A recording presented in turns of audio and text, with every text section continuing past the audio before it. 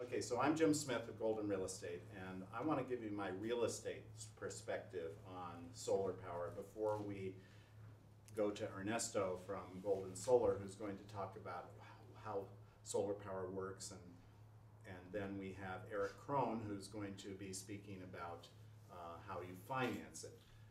A lot of people ask me whether they should put solar on their home, and my short answer is a question. Well, how long do you expect to stay there? Because unless you're going to be there long enough to benefit financially and get your return on investment, it's not a good investment. I hesitate to say that, but the truth is that that having a $20,000 solar panel on your roof is not going to get you $20,000 more than you would if you didn't. Just maybe a little bit more. It might help to sell your house more than another one, but I've also had cases where buyers shied away from it because they have to sign a contract with Xcel Energy to keep it functioning for 20 years, because that's the basis for the rebate, correct? And so it's actually proved to be a negative. I overcome that by explaining the situation, but and sometimes that doesn't matter because, for instance, I, through Golden Solar, did a 20-year lease where I prepaid the lease in full. So it's like buying it. But because it's technically leased for 20 years, NRG, which is the company which owns the lease, has to replace the inverter if it breaks down or make any repairs. And so if I were to sell my house, whoever bought the house would have the advantage of basically a free maintenance contract on that free solar system. And hopefully they'd appreciate the fact that my electric and gas bill, because I still have natural gas, is like $50 a month, even in the winter, thanks to the solar power. So anyway, that's what I wanted to convey, because if you're thinking of investing in solar power to make your home more attractive and more valuable, you're not going to get your money back. So don't think in those terms. It's a great investment. I love it.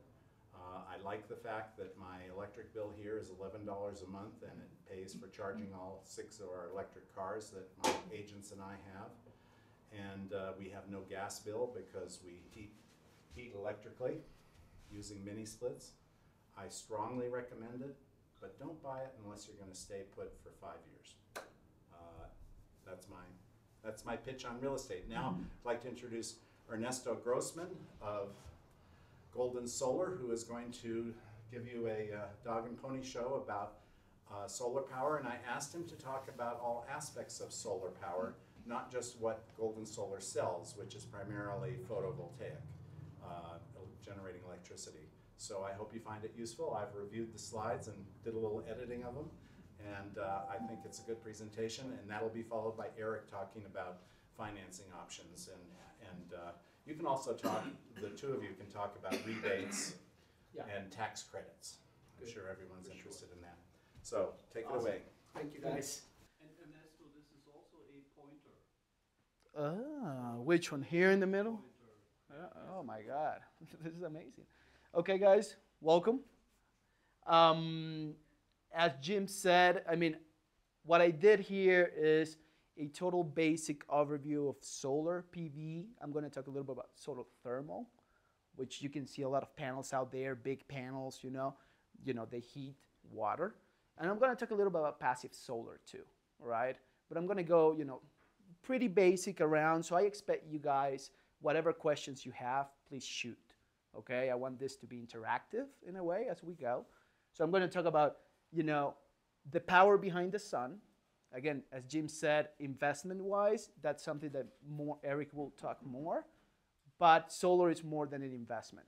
Sorry, Jim, But yes, all right? So you need to see it as an investment. Yes, you should. But it's not the only reason behind it, all right? And I'm going to talk about why we're going to go that way. Maybe that's another presentation. So harnessing the sun, again, why did I choose this title? I mean, the sun delivers, as you can see here, more energy to Earth in 1 hour, right? Than all humanity uses in a year. That's a big statement, right? I mean, that's a huge amount of power hitting us every single day, right? So how can we harness that? There are many ways, right? PV, solar thermal, and all that stuff, okay? Again, as you can see here, the same thing. The Earth receives about 1366 watts, okay, of direct solar radiation per square meter, okay? Again, that's a lot of power. I'm just bringing this perspective to you so you can see how much there is out there. This is a map of the US, of course, right? And you can see how this is the amount of irradiation, as you can see, state by state. So you can see how, us here, right, Colorado, California, especially the Southwest, Arizona, New Mexico is huge, huge amount of sun hitting there. Okay, there are other challenges in a way. You have dust, you have those, high warm or high temperatures, can undermine the performance of your equipment, components, etc., etc. Okay, but again, you can see that the potential is there once again. Now, let me talk about PV systems. Again, I asked the question, how many here have solar? 1, 2, 3, 4, and I'm assuming that it's PV, right? So PV. Or mine is roofless solar, so my panels are out at DIA. your DIA, okay. So it's like a community solar, or like a solar garden? Yes. Like a solar garden. Clean Energy Collective, who Okay. has So you bought a share, pretty much, of whatever. 7 panels, and I actually have the numbers. Interesting. Okay. But you're an owner of a PV system, right? So us at Golden Solar, this is what we do, right? We do grid-tied systems, which again, the name, is pretty self-explanatory, okay? Is, a system connected to the grid. That's it, okay? Then we have off-grid systems. Cabins in the mountains here, Colorado is big on that, right? So we install all over the Front Range and up to Summit County, right? Off-grid systems. And hybrids. Hybrids is kind of a mix of grid-tied systems with battery backups, okay? And lately, this, what we call ESS, which is an energy storage system, which is an all-in-one kind of package, right? Tesla, Sonnen, if you have heard about them, right? This all-in-one package, quote unquote, okay? So I want to talk, a little bit about each one of them. Grid-tied, again, simplest of all, okay? For us installers, for you, less costly is the highest efficiency, okay? Because you have only one component through the whole thing, right? So we generate power out of our panels. It goes through an inverter. So we convert DC electricity, okay, to AC.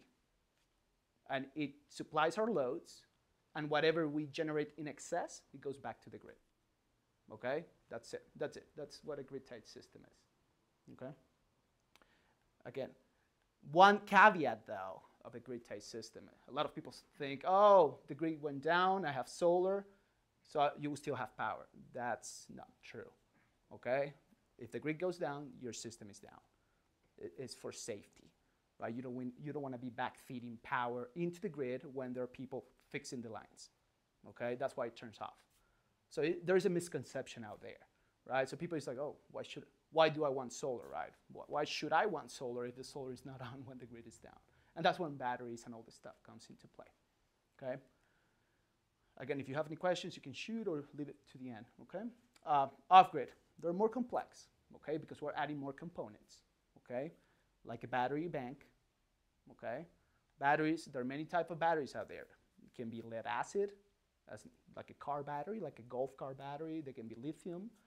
We install lithium, and I will show you shortly, one of our systems, grid-tied, off-grid, and hybrid, okay? One here in Golden. The design process is intense, right? Grid-tied normally, is super straightforward. Off-grid, it requires a lot of brain in a way, right? So it's more costly at the end of the day, not only for the components, but for the labor and all that design up front, okay?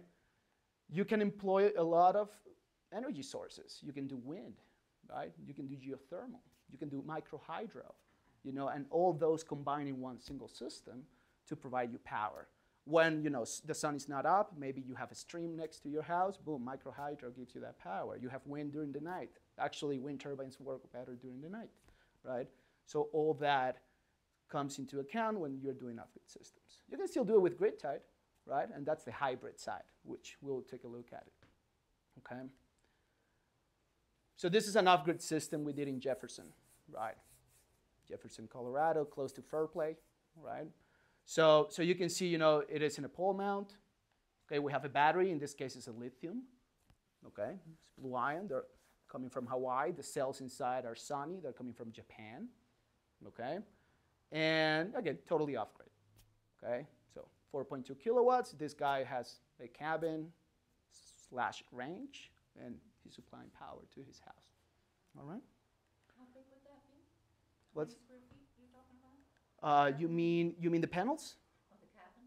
The cabin, I mean, maybe 1,500. oh, that's No, it's a small house. It's a small house because this is a small system too, as well. Okay. Now we come to hybrid, right? So hybrid is pretty much that. You have a grid-tied system with battery backup. Grid fails, you still have power. That's pretty much it. And going forward, if you see other markets, not Colorado yet, but if you see Hawaii, if you see California, they have time of use rates, they have demand charges, right? So what happens is now batteries have a different value proposition, if that makes sense, right? It's not only about backup. It's about selling back when they're charging you high, right? And stuff like that, right? Colorado is not there yet, although Excel is pushing towards that. Okay, so it's coming. Okay, there are many pilot programs right now. They're trying to get I don't know how many people, 45,000 people enrolled now into TOUs, which is time of use rates and all that. And they can't do it. No one wants to sign up for it. I know. Anyway, highly resilient, okay, because of that backup side of the spectrum, okay. You can do a partial or whole backup, okay.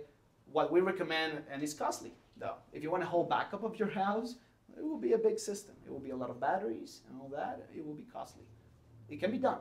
But normally what we do is a partial one, right? So grid goes down, and we kind of isolate some of the circuits that are critical for you, meaning fridge, meaning, lights, pump.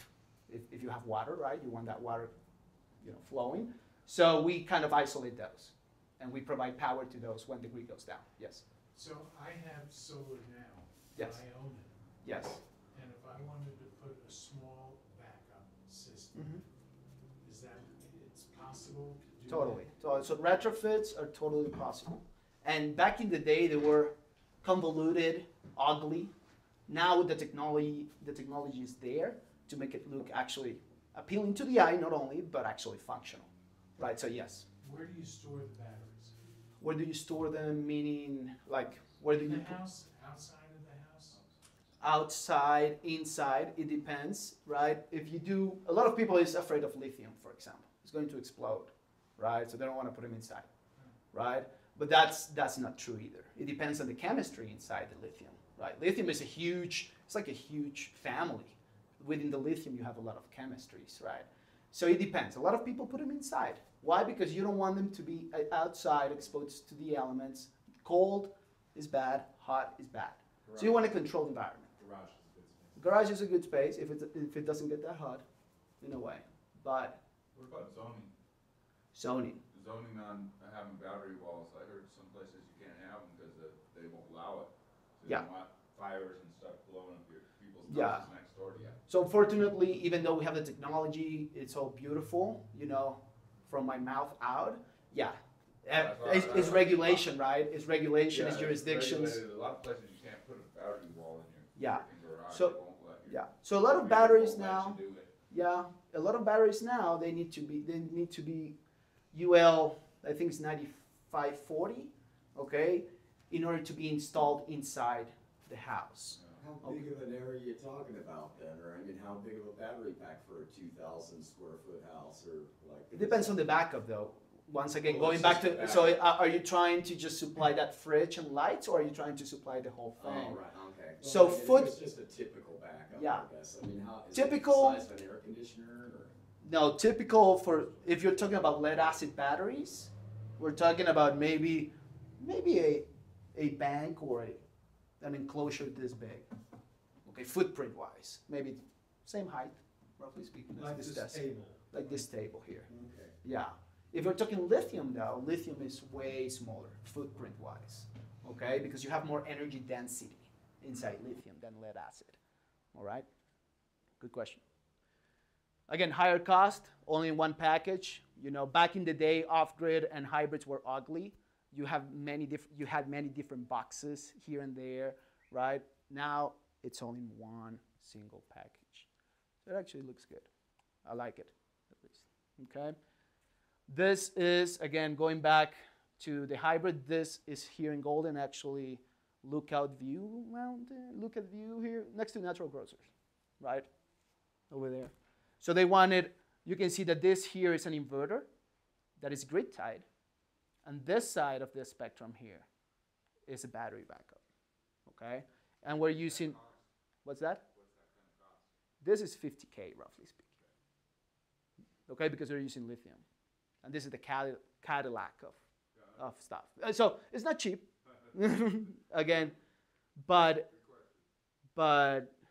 yeah, you know, so they have 8 kilowatt hours, which is roughly what a family uses, okay, if they're not high consumers in a way.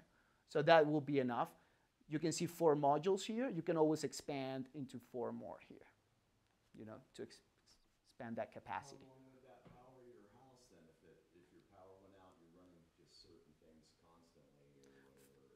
For 8 kilowatt hours, since this is a hybrid system and it's not totally off the grid, it will do maybe 1 day, day and a half to 2 days.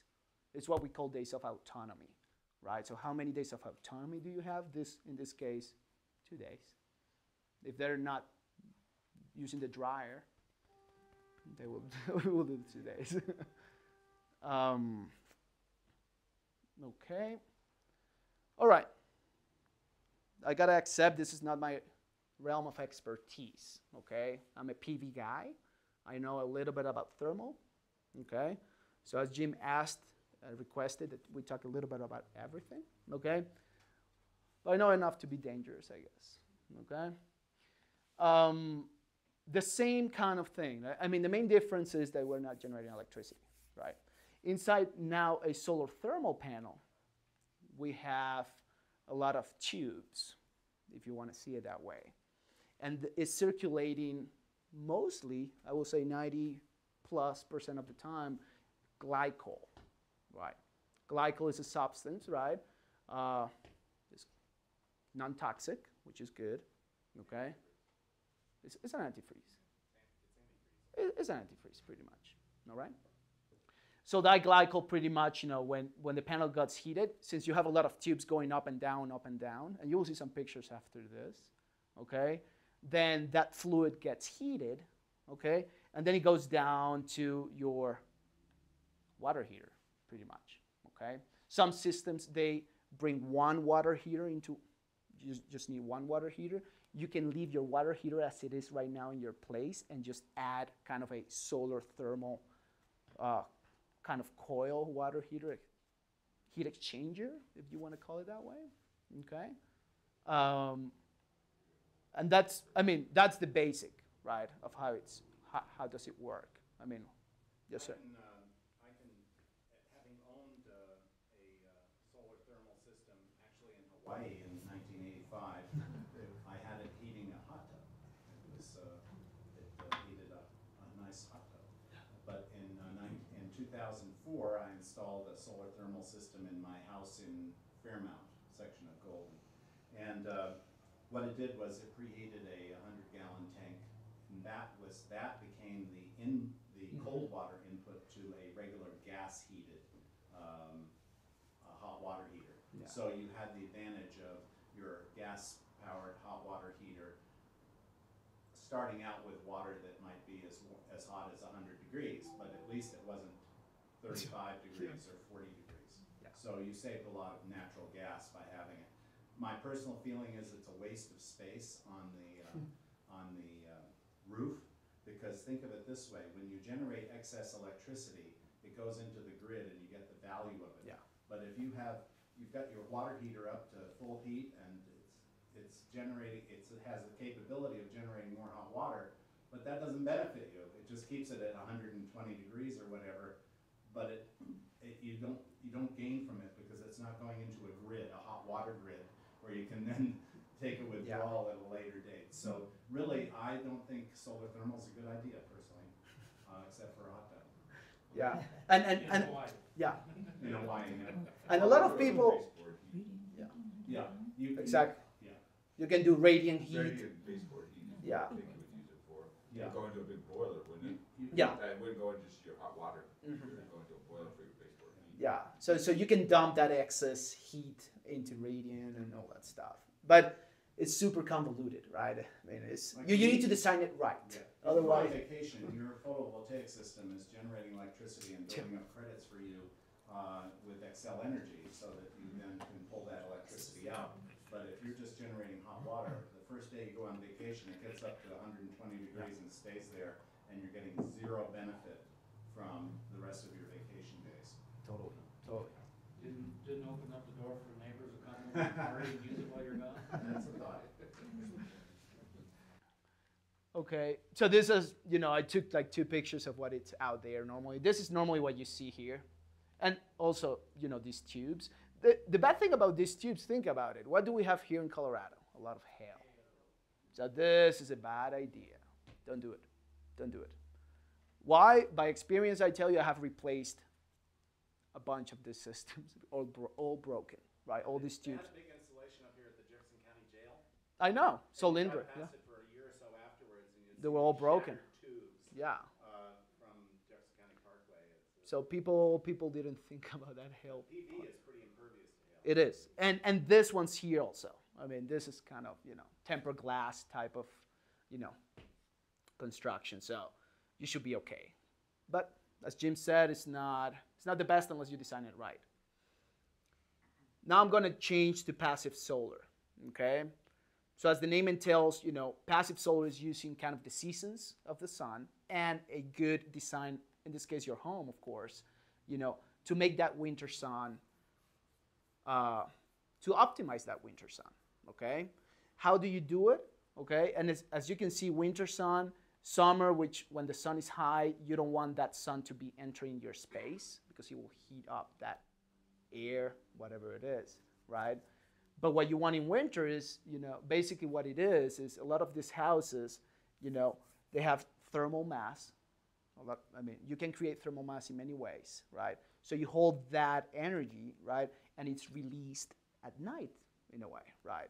When the sun is not there. And in summer, when it's high, you don't want, again, that energy to penetrate straight into your space, okay? I know this is simple. If you want to dig into it and you have any questions, please do.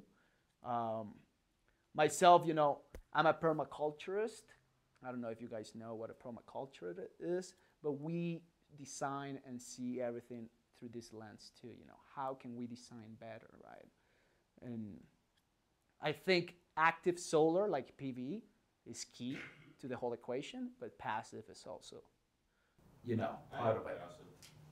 Yeah. And I did it with the south side with all glass block, and then about 2 feet back, I put another wall with glass doors on it, and vents at the top and the bottom. And inside of that is all black, and it comes through. Okay. And then you open up the bottom vents and the top vents, and it goes like That's this. it. It sucks in the cold air from the bottom. Exactly. Out the top. But But it's still, cold days, you open those vents sometimes, it looks sunny outside, but it's not that hot in that thing. yeah. Again, it's not a panacea. Yeah, it's not a panacea, but it helps a lot. And it depends on the thermal mass part of the expect. What are you using as a thermal mass? Yes, ma'am. So with a cement floor, is it good for capturing the sun? Is it Cement, yes. A lot of people. better than anything else? Yeah, again, I'm not an expert in passive in a way either, but yes, cement. A lot of people do. I don't know if you have heard about earth ships and all this stuff. They use tires and dirt. That holds a lot of thermal mass. Okay, I guess you need to look for that coefficient in all the materials you use and use the one that can absorb more, right? So black, he's saying black, right? Why black? Because it's a black body. It's absorbing all that energy, right, into it. So sometimes coating or painting in black or all those dark colors helps out as well. But more than that, I think it's the actual material, that how it's element in a way. So this is an example, right, of a passive solar, right? So you can see how, big glass here. So winter sun will come straight here, and hopefully in the back here, which it most likely be, all those walls in the back will be, attracting and collecting that thermal mass, right?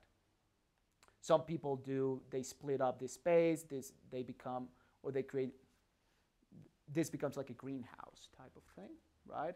So the more you split your space, if you design it right, you can create different temperature zones along the way, right? So you can grow stuff that it's grown in Florida, right here in Colorado, if you really want to, if you really design it well, okay? And that's it, guys, Everybody ready? My name's Eric Krohn. I'm a senior loan officer with the locally owned Champion Bank out of Parker. I can do financing for solar systems, all different types of renewable energy retrofits on homes. And I am remote. Up in Evergreen. I'm in the hills.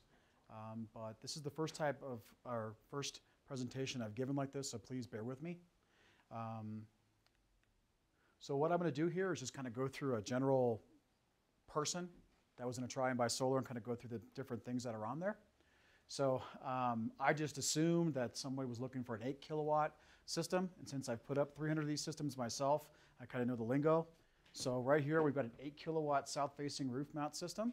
I'm not going to say it's a tile roof or anything like that. I'm just going to say it's a nice asphalt shingle, US panel, US compliant with DC optimizers, and battery adaptable. What I mean by battery adaptable is the hybrid systems that he was talking about. So you can add a battery when the technology is either cheaper or a little bit better after the system's already been installed. So with that being said, the 8 kilowatt system with the south facing, well, I'm going to assume it's going to actually generate 11,200 kilowatt hours a year. And that's 100% offset from this prospect that we've got right here, and at the energy factor of 1.4%. So in other words, for 100% of their usage with a south facing at a certain pitch, it'll actually do 40% more, so 1.4. Sir? When you say 8 kilowatt, what does that transform in how much money a month in, like? I will definitely get into that shortly. So I'll go through it, and you can ask me as many questions as you want. So Excel charges right now about 12 cents per kilowatt hour for what you actually consume. And so by doing that kind of a math, a kilowatt hour, 11,200 times 12 cents equals $1,344 a year estimated, or about 112 bucks a month, plus the connection fee to Excel of about 10 bucks a month. So you have to be connected to the grid, so that they typically charge you about 10 bucks, okay? So the gross system price for this, and this is just a number I'm throwing out there for right now, of about 24,000 bucks for an 8 kilowatt grid tied system, okay? So the rebates and tax incentives and the offset here, in Excel territory, for what you send your energy to the grid, everything that's produced by the system and sent to the grid, they give you 0.5 cent. Now, when I first started in the business in 2011, it was about $4. It was kind of a lot more, but since they've actually hit their mandates every year, they keep just kind of reducing it. And their logic is that systems have gotten cheaper. So therefore, we can just keep reducing our incentives, okay? So the 30% tax credit in year one is about $7,200 based on my $24,000 gross system price, which is 30%. I'd like you to check with your tax consultant because everyone's tax situation is different, and I'm not a tax consultant. That's from the bank. So you are going to sign a 20-year net meter agreement with Excel. What that means is that you're actually agreeing to send energy to the grid and then get netted out every month. So every time that you send 1,000 kilowatt hours to the actual grid, that's what you're paid on. If you use 800, those 800 are technically free. Okay? Any questions on that? It sure does. It's a rollover. Good question. Be sure to opt in for rollover too. Absolutely. The default is that they're going to send you a check for a pittance. Yeah, a in couple bucks. January. Exactly. Because they will pay you their wholesale cost of electricity, Mm-hmm. but roll it over because it's worth the retail value, which is 11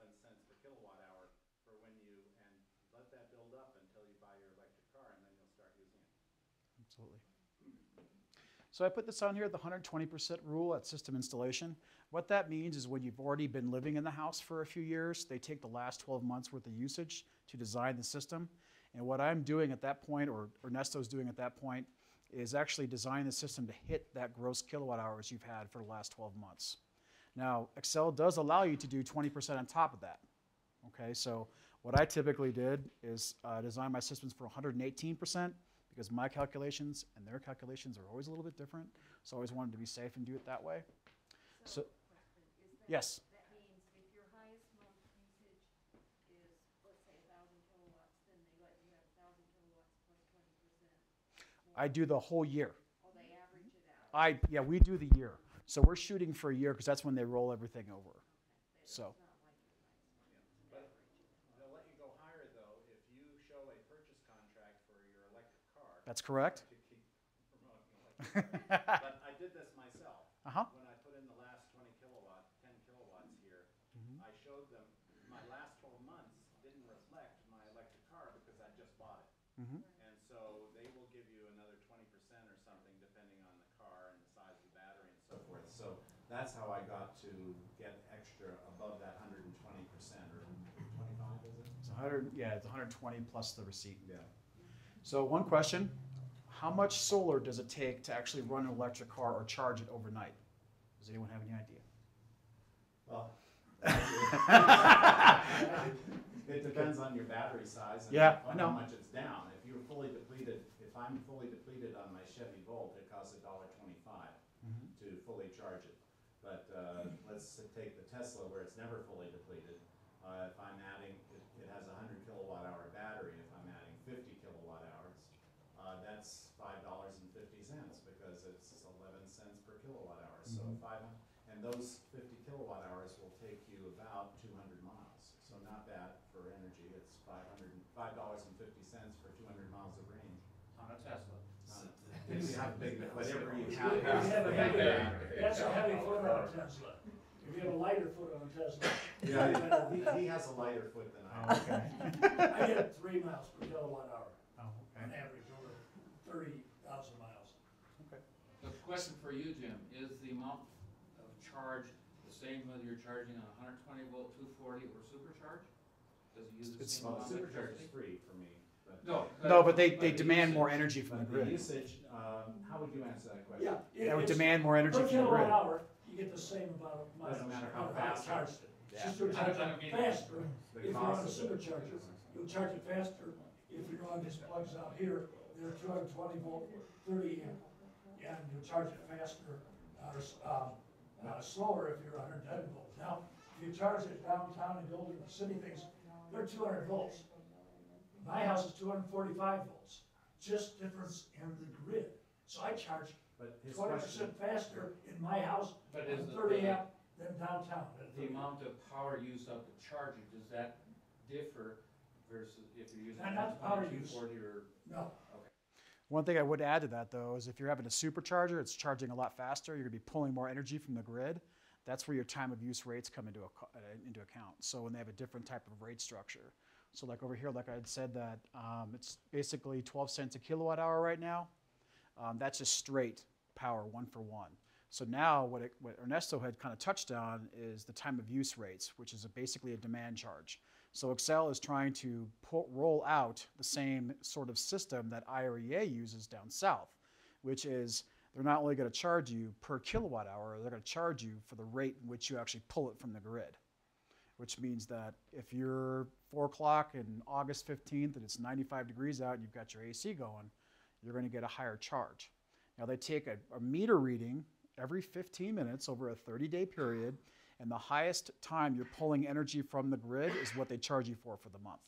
And that's true for residential and commercial. So I would just advise everybody to not sign up for that rate unless you absolutely have to, just because it's kind of a fix, if you ask me. and I support that totally.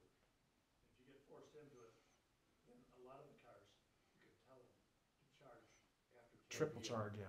And, Exactly. and then your other loads are one time, and that's at different times, so they don't have to give you a high demand charge. Agreed. I think they're doing a command now between 5 and 9 right now. 9 AM to 5 or 6 No. PM. Yeah, That was 5 at night till 9, but I wasn't sure. depends. you- I mean, if you try to read the regs, it's almost ridiculous how they change and constantly try to get more money out of I it. saw that in the paper, something that were just starting a couple months ago. In the summertime, they run over X amount of, I think it's X Zero amount to- of kilowatts, then it's also. 0 to 500 kilowatt hours is one rate, 500 to 750 is a different, and then on top from there. But in California, there's like 18 tiers, and then I think in Hawaii there's like 10 or 12. So that's where they're going. So, yes, So ma'am? will that affect trading, watts for watts, how much you use versus how much, like, if it's a high time of use day, they're not gonna give you 1 kilowatt for every watt you use? Unless you agree, not for your net metering situation, no, it's not going to change you. But unless you decide that you wanted to change your rate structure and agree to doing that time of use, which I'm saying No. you probably shouldn't do that. Are they gonna make me? They're not going to make you unless you sign up for new service, probably, more than likely, unless they give you some sort of an incentive to do If you that. live in the foothills with United Power, you have the best deal. It's 15 cents a kilowatt hour during the day, but overnight it's 5 cents a kilowatt hour. Yeah, so you charge everything on And it, yeah. you can, and every electric car allows you to set a time to start charging, so you plug it in at 5 until it start charging it at 9 p.m. Mhm. And you'll pay 5 cents per kilowatt hour, which is a little over a penny per mile for fuel. Wow.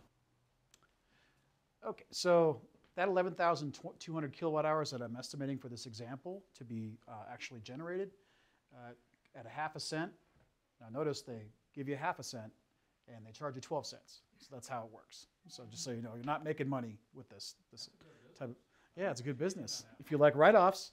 It'd be about $56 a year. That will be paid to you if you really wanted it to be, or you can just roll it over like she had said. And you also wipe out the $112 a month, but keep the connection fee. So no matter what you're gonna do, you're gonna have $112 to deal with, okay? So potential funding sources, and again, I just kind of threw this together today, so I apologize if it's a little rough. But in my opinion, paying cash for a system is always gonna be your best option, because that way you're not dealing with fees, interest rates, and payments. So right there, if you paid cash for it, wherever you get the cash from, you're gonna get the $112 a month savings automatically, okay? So it gives you more leverage at the time of the application or the time of the meeting with the installer, because more than likely during the actual interview with the contractor, they're going to ask you how you're going to pay for it. And there's a reason why, and I'll explain it to you here shortly. Okay? So that's my strong recommendation, is that you pay cash for it if you've got the money sitting around. If not, you can do a first mortgage, you can do a HELOC, you can do some of the home improvement loans, which I'll kind of get into in the next slide. Okay? The contractor will provide some of these financing sources, in other words, like the home improvement loans for you, like the Renewable loan. He's got a nice hat on. I'm actually a really big proponent of that one. I'm actually working with the state of Colorado for our bank to actually become one of the Renewable contractors. And then there's some other ones just to keep in mind: Green Sky, Renew, Enterbank, and other home improvement lenders. They offer split loans with high contractor fees, which are passed through to the customer, and I'll explain that to you here shortly. Okay. They are designed to actually hit a certain payment. So if you keep kind of going back to this $112 a month, that's kind of what a lot of the companies, when you come out to their house, even if it's a Sunrun or a Tesla, they're going to try and get your payment kind of close to what you're currently paying to make it in the money almost immediately or very soon, within a couple of years. Okay? So on the lease and the PPA, there is still a lease here in the state. It's actually SunPower that offers it. It's a zero down fixed payment lease. Basically what I put my father in it a couple of years ago. He has a fixed payment lease, which is less than what his current energy payment would be, and it's going to be fixed for 20 years with no money down. So those are kind of available sooner, here and there, but it's actually really site dependent. And the PPA is a power purchase agreement. What that means is basically you're going to go ahead and pay a little bit less than what you would pay Excel over the course of the life of the actual lease. And you don't own those last two, yeah. You don't own either of them, okay? So, like I said before, when you're a cash borrower, in my opinion, then you're going to have more negotiating power. The contractor doesn't have to do as much work. Like, when dealing with a Renewable loan, Ernesto's company actually has to file paperwork back and forth, and they have to have insurance and all this kind of stuff, special stuff they have to do. So that admin cost actually does add up. So they have to add that to the bid. So that's something just to keep in mind. Other things that are available for you, the first mortgages are conventional FHA and VA and purchase and a refinance, the HELOC and fixed seconds, and if you're going to want to pay cash on any of these, you could do a 401k loan. Now, what I mean by this right here is that when you have this already worked out before you meet with Ernesto, you're a cash buyer to him. So he doesn't have to do a lot of work. He's basically negotiating the price so then you can install it. Okay? And just remember, they're always going to ask you sooner or later, whether it's on the first call that they talk to you on or within the first few minutes of the meeting, they're going to ask you how you're going to pay for the system, and there's a reason why. So I'm going to go into the home improvement loan section. So these are generally through the contractor. They have, in this example right here, is a 70% and a 30% split loan. What that means is the first loan is fixed for 3, 5, 7, 10, or 15 years. The contractor and equipment must be approved by the for the installer, and the equipment has to be approved by the California Energy Commission, and it has to be UL listed. The admin and fees associated with these loans are actually factored into the gross system price, which is exactly where that goes. So if you tell the person you need to finance the loan or finance the system price, the fees that are associated with that, he will then work into his bid. And some of them who are really, really honest, like Ernesto, will actually explain to you the differences and the costs, and I'll explain those to you here shortly, and you're going to be a little blown away as to how much they are. And some of them will not, like a Sunrun or like a Tesla or Solar City. They're notorious for not really saying anything. Okay, so some of these loans here, like the FHA, the VA, they actually can be used for other things as well as roofing, like solar, roofing, siding, windows, appliances, HVAC, and furnaces. They have to be California Energy Commission rated, and they have to be Energy Star rated. But those can be factored into a first mortgage or a FHA or home style or home path second mortgage. Okay. Let's see here. Different contractors will have different options for financing. I would probably sit down and discuss the options, obviously, with your loved one or somebody other than the contractor in certain instances, because quite frankly, they want to make a sale. When it comes to the larger companies, most of the guys in the larger companies won't even tell you a lot of the things that are in the contracts, and that's something that I've noticed over the last 9 years. Okay, so one of the big questions that actually Jim had mentioned before is how long you're going to be in the home when you're financing a product. When you're financing a solar system, if you're going to be in it less than 5 years, it's probably going to be pretty tough to recoup your investment. But that's something to keep in mind. So here is just a couple of different options I came up with just for this afternoon. So on the home improvement loan, I'm using that still $122 a month and the gross system price of $24,000. So the rates and fees will differ between lenders. The fees included is a whopping 18% with a certain contractors. Okay, not the contractors, it's the lender. So I'm just going to give you an example here. 70% of the $24,000 at 19,810 is a 3.99% interest rate. What you're doing is you're taking a lot of that money and buying that interest rate down and giving them money up front to make your payment lower. Gives you 12 years at $174 a month, which is still $50 more than what you're currently paying. But when you factor in the energy prices that are increasing over the years, it'll probably be 3-4 years before it actually pencils out. Then the 30% is broken up and isolated on a same as cash basis, kind of like when you buy furniture or a stereo or whatever. That is actually done as the same as cash for about 24 months, and it's deferred. The reason why it's deferred is they want you to get your tax credit and put it towards that loan and just pay it off. Okay? So as you can see right here, your basic payment for the first 24 months is $174. After that, they're assuming you're going to go ahead and take that money and pay down that second mortgage or that second loan off. So the fees on that loan, which I added already to these numbers, my $24,000 now went up by $4,300. That's something that the larger companies just will not explain to you. You might get how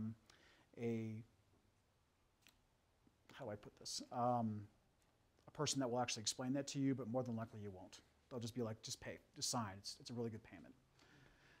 And then those are generally for credit scores of 720 and above, depending on the lender. They do kind of have tiers, but I'm just giving this payment at this interest rate for that kind of a credit score.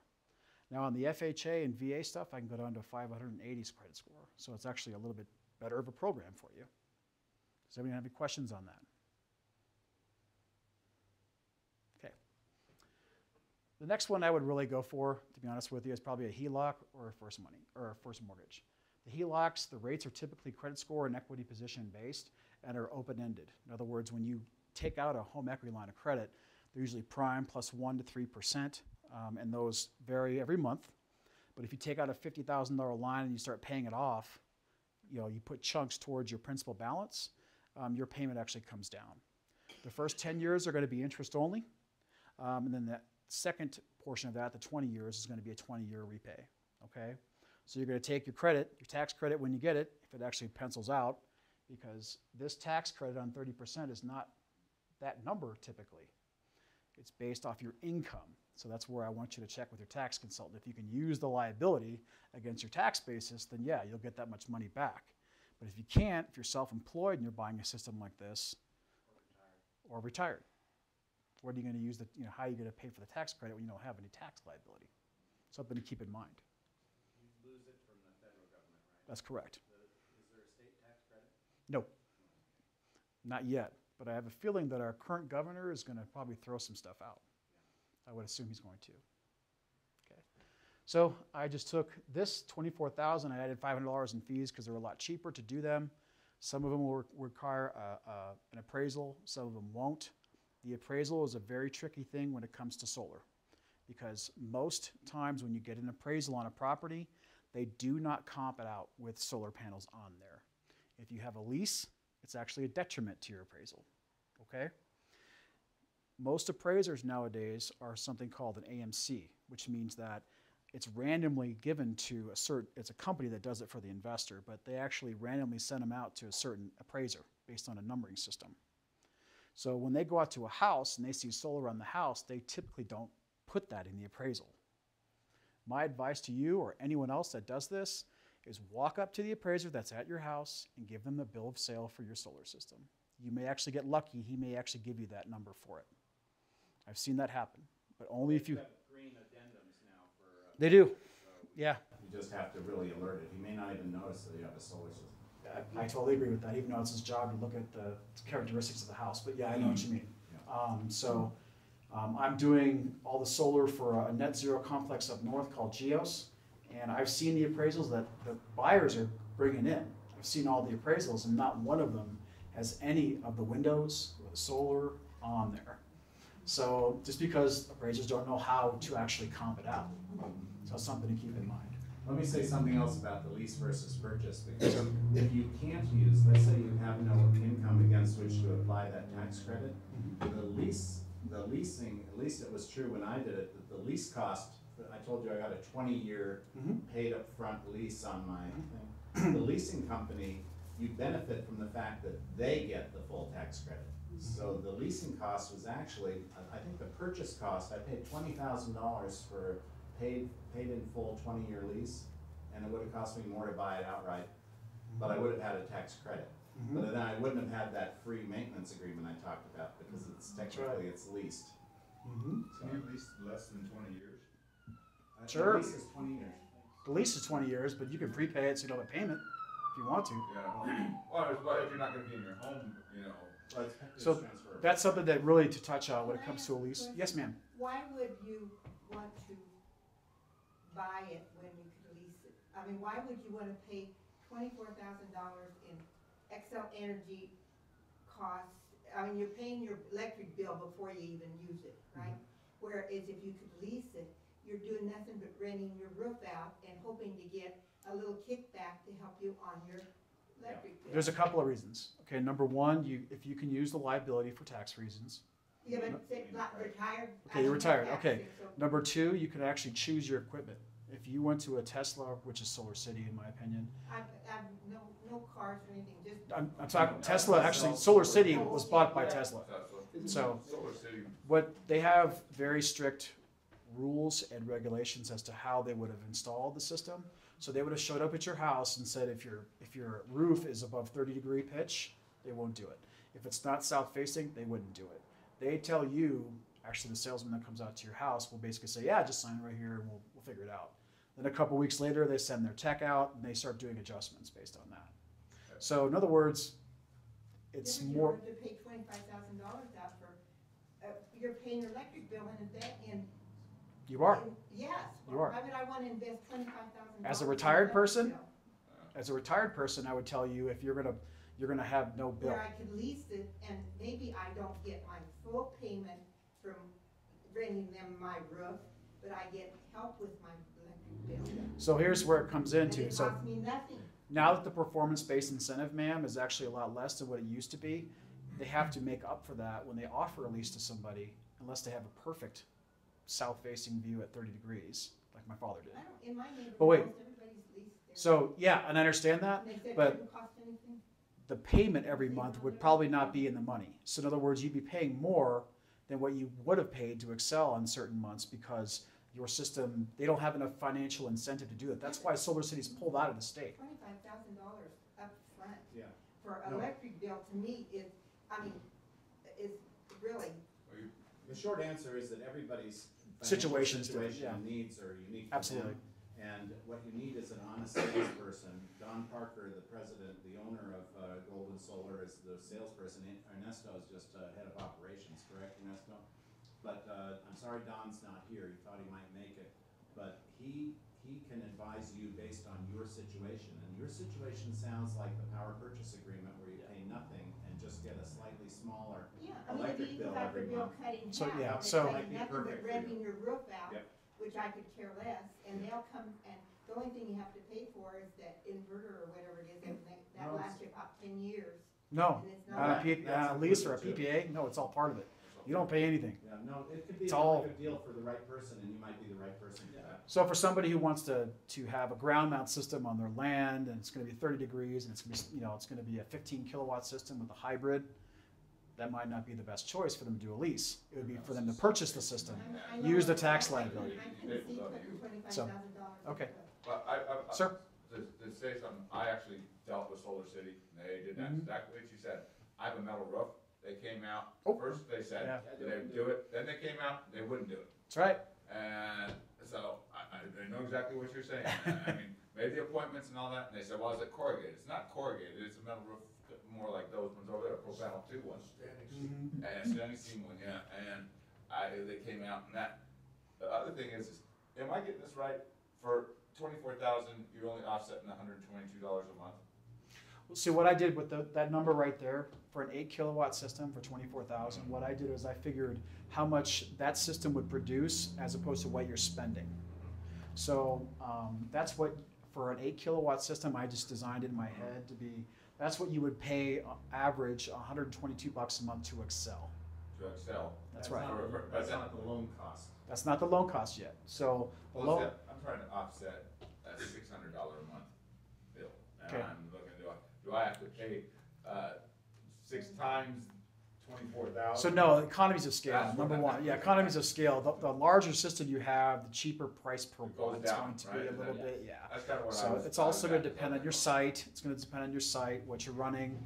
I mean, if you're having a $600 a month paint Well, I Excel bill, have an agricultural one I see. house, and Yeah. I have my run a Irrigation. business out of it, and I actually have 400 amp service. I put in 400 amp service into my residence. Yeah. Which is still agricultural one, and I'm just like trying to figure out. Oh my God, that's For- like, Yeah, so for a lot of people that are growing, food or whatever in their house, I can understand that because what you're going to have a problem with, even with solar, is the demand charges. Because if Yeah. you're running the type of lights I'm thinking you're running in my head, if you're running those types of lights, it's demanding from the grid. That's why your bills are that much more. If you looked at your bill and it showed the gross kilowatt hours and it said demand adjustment on there, there's like little adjustments on there.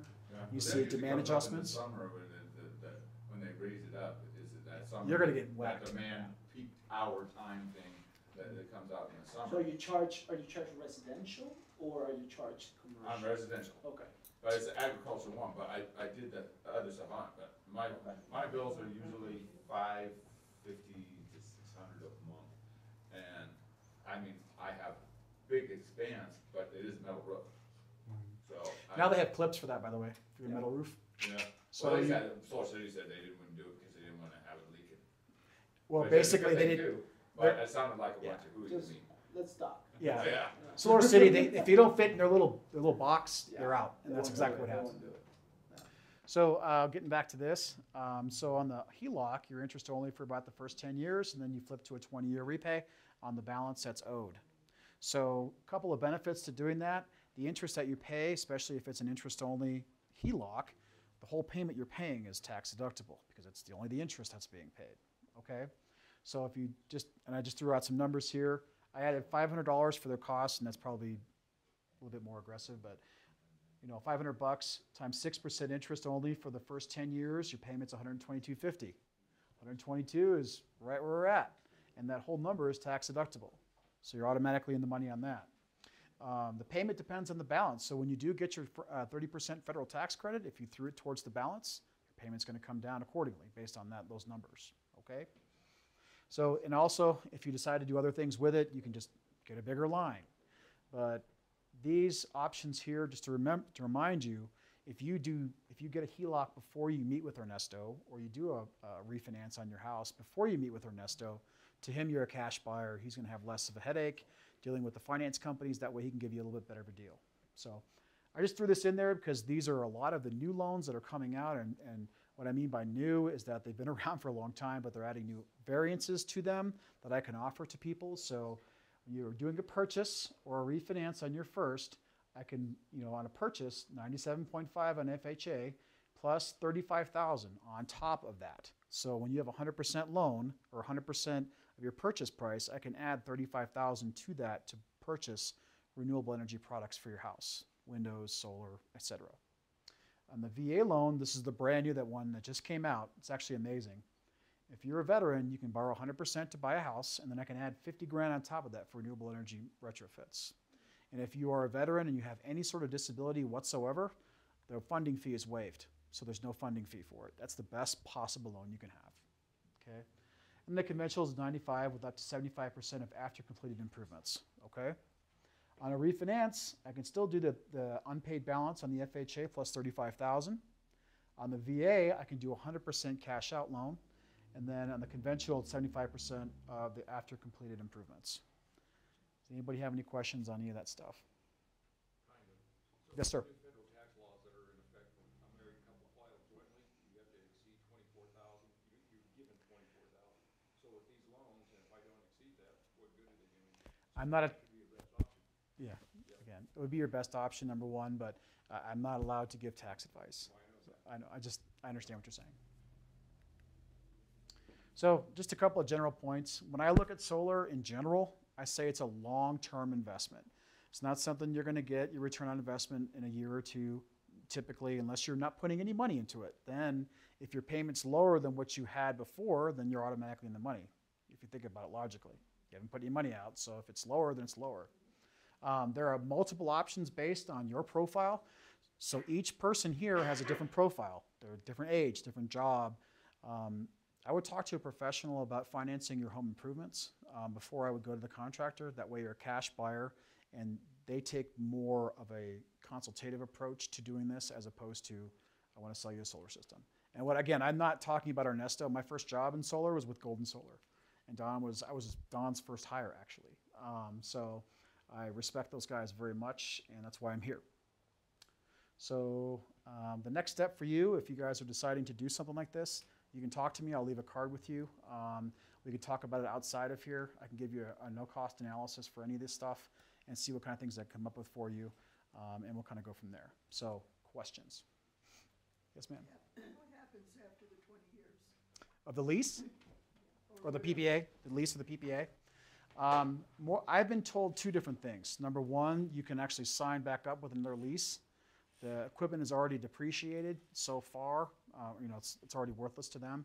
They can't get any benefits out of it, so they'll sell it to you for $1. One of the two. You can release it, or they'll come out, take it off, put a new system on there, or you can give them $1 and they'll just go ahead and sign You have it. to have it taken off? That's a good question. I would Yeah, think that they do. So yeah, that's one of the I haven't seen a downsides lease in a of couple of years. leasing PPAs, and well, you are NRG, right? So yes or no? I've done several different variations. I bought a couple systems outright. Well, I have 3 systems here. Oh, yeah. One on the roof I paid cash for. The one on the 5 kilowatts, I did a 6-year installment purchase, and then where I have a 10% buyout at the end of the 6 years. It's like a lease purchase, and then the last 10 was also an outright purchase. The home system was a 20-year paid in advance lease, which I don't think they offer anymore. But you know, the thing is, let me put in a recommendation. First of all, as I said, he's not a salesman. He's in charge of operations. And Don Parker, who owns Golden Solar, recommended him because of his knowledge of this of the information. But Don sold me all my systems, and he is. I recommend using a sole proprietor type of company like he is, rather than a Solar City or a Tesla. Agreed. Or somebody else. Agreed. Or whoever's at Home Depot this week. You know, it's you want to buy locally from a reputable person who has a reputation, and not a salesperson for some big corporation. So strongly urge that. If not Golden Solar, Buglet, or some other privately owned local solar company. That's my strong. I strongly agree. Yeah, Strongly. and Don, his income isn't really based on your sale. I mean, he owns the company. He's going to advise you. He's a senior citizen like me. He's a knowledgeable person about the options and what's best for you. So strongly recommend that you have that conversation with him about what's the best way to do it. And then if the best way is to get a loan from a bank, he used to work with Don at Golden Solar, and he'd be a good choice. But it may not be the right choice for you depending on your financial situation. So that's all. I'm sorry. And yes, the question will be, what's the buyout if it's not an outright purchase? What's the buyout at the end? Very important. My question is, how long, you get a system installed, how long does it last, and are there maintenance? So a solar system, like a solar system, is warranted on panel side for 25 years. It's a linear warranty, depending on which panel manufacturer it is. And then your inverter is warranted from 12 to 25 years. And then your installation guarantee, I think Golden still does a 10. Is that right? 10? It's 25 now? Awesome. So the only thing that moves within a solar system is electrons. So it's really difficult for anything to bust. So what he was saying, 25 years linearly, that means that by year 25, it depends on the manufacturer, your panel will still be producing roughly 86% of the That's rated correct. capacity. Okay? But A+ manufacturers out there, SunPower, LG, all these guys, yeah. You're looking That's at what 40 years. You're looking at 40-year production of 40 years. So yeah, it will keep producing way beyond the 25. Be past my lifetime. Yeah. So what about maintenance costs per year? Are there? No. Minimum, Well, minimum. But the only thing that is likely to fail is the inverter. Yeah. That it's a machine, and it could fail. The panels will never fail; they'll just degrade. Now, keep in mind the Space Lab and Hubble telescope; they haven't replaced their solar panels, right? So They don't have hail there, do they? they don't have hail. But you know what? Just gamma bursts. Just gamma bursts. I've had solar panels since 2004, and through several hailstorms in 2009 and 2017, big storms. I had a new roof, but the solar panels on the roof were undamaged. Yeah, but Now, like I say, is the Steve has warranty something a to add. manufacturer warranty? What? That warranty is a manufactured warranty? Yeah, it's yes. So like I said, if hailstones do break it, then you turn it into. So your you have a system. product That's warranty. You have a product warranty, which is normally depends on the panel manufacturers, 10 years or 12, product-wise. So if there's any defect, any stuff from the manufacturer, it's only those 10 and 12. The 25 is more the electrical part of the spectrum, all right? your homeowner's insurance would cover it if it damaged the Well, panel. you also, a lot of homeowners, you gotta pay a deductible and all kinds of stuff like that, if it's over warranty. So, otherwise. What Steve, is the bottom Steve, line? Was that name? I think they've said my name a few times, so I'm gonna butt in. The panels, different ones degrade at a different rate. yes. SunPower guarantees less than 0.25% loss of power per year. LG, it is 0.6, and many are between 0.6% per year and more.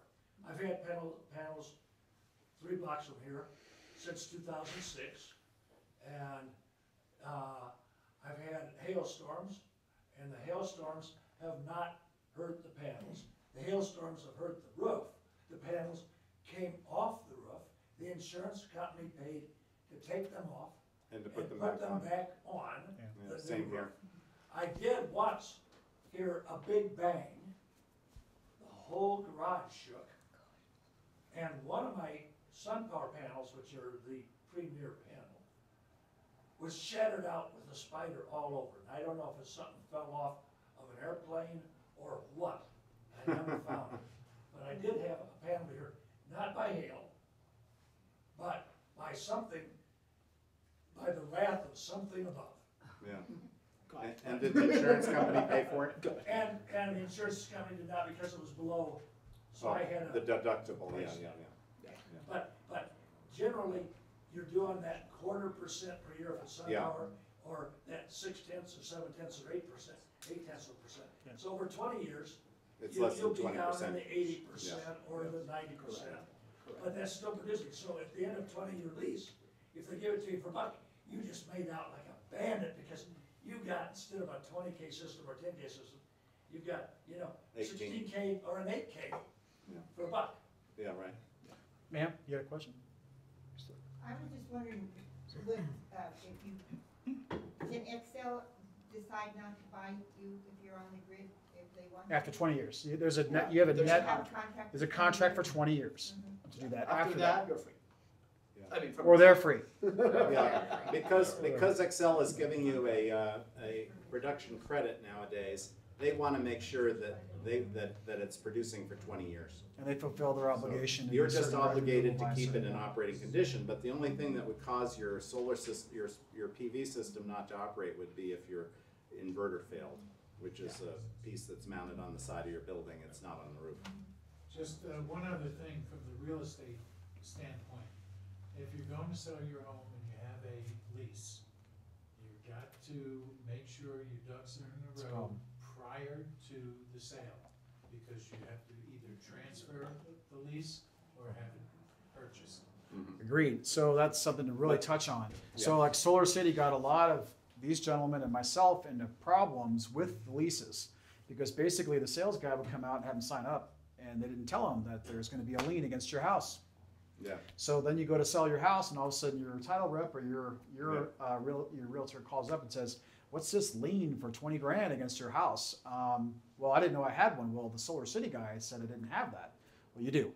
And Yeah. now you got to figure out what to do. And if I was going to try and buy that house, and there was a lease system on it, I would try and negotiate it with you to you having you Yeah. pay for it, and I'll take the benefit. I mentioned earlier that you don't get your money back when you sell your house. The other side of that is that if you want to get a really inexpensive solar system, buy a house with one already on it. Pay for it. And I can help you with that, by the way. So, yes, Jim, talking about HELOCs, used to be, I believe that, well, I know you could get a HELOC and Yeah. use it for anything you wanted. Is there a new law? you still can, but it's not deductible. The interest isn't deductible unless it's for your real Own estate. That's house. right. Like Your this. own Purchase. house. No, the house you live in. Yes. You can't use it to put a solar system on a new house you're building? Oh, well, if you're building a house, I would think you put it on your primary mortgage rather than with one of the construction type loans or a You think tie it into your mortgage?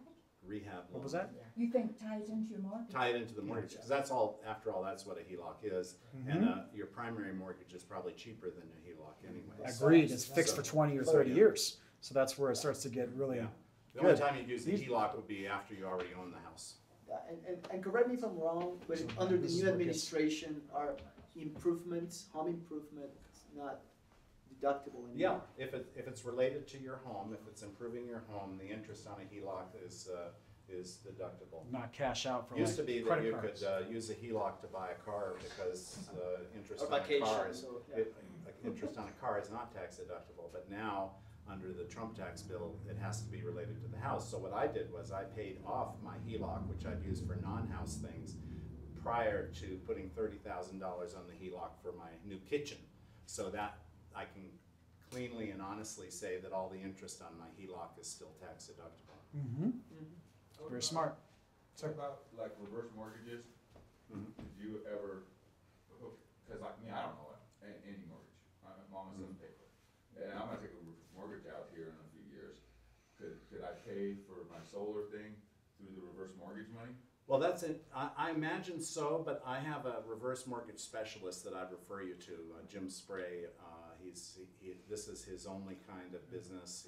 I think I would do the, I think I would do it before you did the reverse mortgage, because if you own the house free and clear. Yeah, I don't know. So if you own the house free and clear, take a lien on it, Yeah, do then a pay it HELOC off. and then refinance it into a reverse mortgage. That's probably what I would do. Something like that. Yeah, That's that'd be a what good thing. Because it's not that many years before that, and then I Yeah. don't have to really come up with anything, and I kind of figure. Okay. Any other questions? What was the tax credit on this again? Was it It's a 30% of your gross system price. So talk about 2019. It's facing down. in a yeah. way. So after So this that's year, good it's through going to the go. end It's of going 2019, and then it fades out. it goes down by 10% next year. So then it's going to be that way for a little while. Well, it's 30%, then 26, then 22, and then after it just fades out completely, and it just keeps 10% for commercial, right? And that's So what- we tell people that if you have that tax appetite, do it now. I mean, from 30 to 26% is not a huge chunk, though you should do it, right? One thing I would say is that panel prices and things like that are not expected to drop. There's tariffs on exported or panels coming in from China and everywhere else. So you're pretty much there when it comes to system pricing. Just to put it in perspective, us in the US, since I work in operations, right, we install a system here 3 times more than a system in Australia, for example, right? Due to a lot of, it can be tariffs, it can be a lot of stuff. So for us here in the US, it's a commodity, right? It's a premium. You're paying premium when in other countries, Europe included, it's not as expensive. Yeah, Germany came out and basically gave away solar panels to half their country. And now they're rolling that back. I mean, we're cheaper than ever, but. Yes, ma'am? Yeah. What about photovoltaic roofing? Okay, that's a good question. So I do know a little bit about photovoltaic roofing. do it. So Tesla has come out with a solar shingle. Yeah. The problems they're going to run into with the solar shingle is that they don't dissipate heat. So that's why we actually put our solar panels on the outside of I know solar pretty well, on the outside of a roof about 4 to 6 inches off your roof plane. Because when you have a black solar panel on there, what does it do in the summertime? It's hot. Generates heat. Yeah. So what do That's a you good do point. when you've got a roof that's all black solar panels? It's going to generate a lot of heat in your attic space and your upstairs. So you're going to have a super attic fan up there. Plus, you're going to have solar. You're going to have your solar shingles facing different directions. You're going to put them on the north side. You know what I mean? So how much production are you going to get out of that one solar shingle? That's probably 7 to 8% efficient. That's the estimate. That's why Or my solar- panels are 21 to 22% efficient. That's why solar panels actually generate more electricity in the winter with our shorter days than they do in the summer, because the hot solar panel doesn't generate as much power as a cool solar panel. Yep.